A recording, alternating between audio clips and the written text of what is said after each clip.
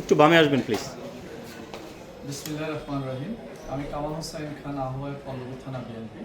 আমি ঢাকা 16 আসনের জনাব আমিনুল হকের পক্ষ থেকে আজকে মনোনয়নপত্র সংগ্রহ করলাম।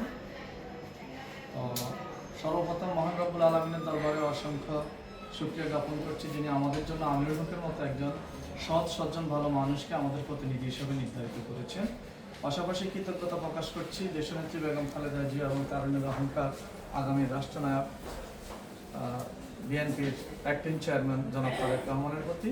তারা আমাদেরকে ঢাকা 16 আসনকে একজন গর্বিত সন্তানকে আমাদের প্রতিনিধি হিসেবে নির্ধারণ করেছেন। সত্যিকার অর্থে আমিনুল হক সকল দিক থেকে একজন ভালো মানুষের যতগুলো গুণাবলী থাকা দরকার, প্রত্যেকটা গুণাবলী তার ভিতরে আছে।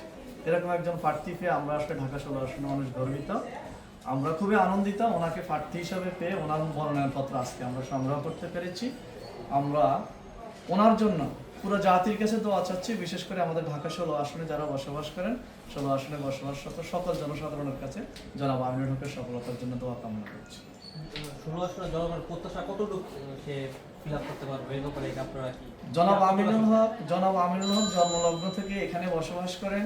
তিনি কোনো রকম জনপ্রতিনিধি না হয়েও, সরকারের কোনো দায়িত্বে না আসে, তিনি বিগত কয়েক বছর যাবৎ এই সমাজের আনাচে কানাচে ঘুরে, পাড়া মহল্লায় ঘুরে ঘুরে তিনি মানুষের দুর্দশাগুলো দেখেন এবং সেটা সমাধান করার চেষ্টা করেছেন।